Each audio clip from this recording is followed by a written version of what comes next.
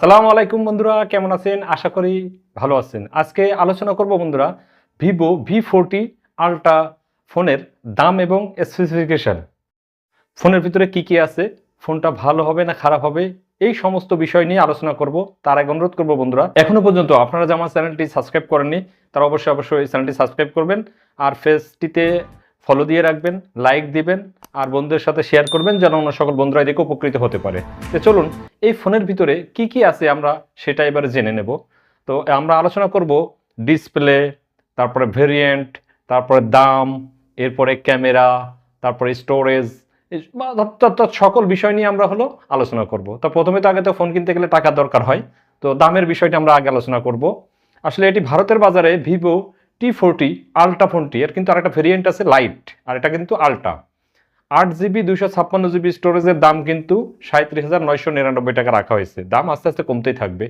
আর এর আরেকটি ভেরিয়েন্ট আছে 12GB 256GB, এই মডেলটি 39,999 টাকা। আরেকটি ভেরিয়েন্ট আছে 12GB 512GB, এটি 41,999 টাকা। এবার আমরা আলোচনা করব ডিসপ্লেতে। ভিভো T4 আল্ট্রা ফোনটিতে 2800x2100 মানে 60 পিক্সেলের রেজুলেশনের আপনি সাপোর্ট পাবেন। আর এই ডিসপ্লেটা 6.67 ইঞ্চি 1.5 কে ডিসপ্লে কিন্তু দেওয়া হয়েছে, অ্যামোলেড প্যানেল দেওয়া হয়েছে এবং 120 হার্জের রিফ্রেশ রেট কিন্তু পাবেন। এটা ছাড়াও 2160 হার্জের টাচ স্যাম্পলিং গেমিংয়ে আপনারা পাবেন এবং কোম্পানি দাবি করতেছে যে 5000 পিক ব্রাইটনেস সাপোর্ট করবে। যদিও এগুলো সংখ্যা মাত্র, তারপরেও। এছাড়াও ফোনটিতে থাকবে ইন ডিসপ্লে ফিঙ্গারপ্রিন্ট সেন্সার এবং গরিলা গ্লাসের মানে প্রোটেকশন দেওয়া হয়েছে। কোন ধরনের প্রোটেকশন দিয়েছে সেটা সুস্পষ্টভাবে এখনো জানা যায়নি। এরপরে আমরা আলোচনা করব পারফরমেন্স। প্রসেসিংয়ে আপনি ভিভো V40 T4 আল্ট্রা ফোনটিতে 4 ন্যানোমিটারের একটা প্রসেসর পাবেন। এটি হচ্ছে মিডিয়াটেকের, এটি কিন্তু ফ্ল্যাগশিপ প্রসেসর পাবেন আপনার 9300 প্লাস অক্টোকোর প্রসেসর। এর 64 বিট প্রসেসর 2.0 গিগাহার্টসে আপনার রান করবে।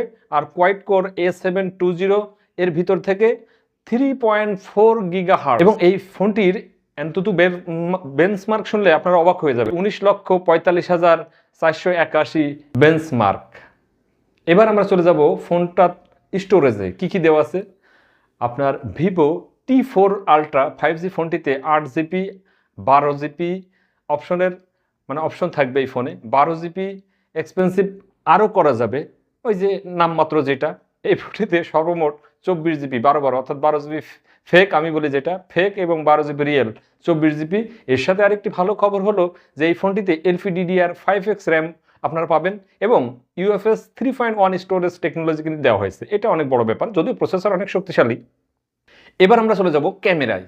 গ্রাফিক্সের জন্য ভিভো T4 আল্ট্রা 5G ফোনটিতে ট্রিপল রেয়ার ক্যামেরা সেটআপ দেওয়া হয়েছে।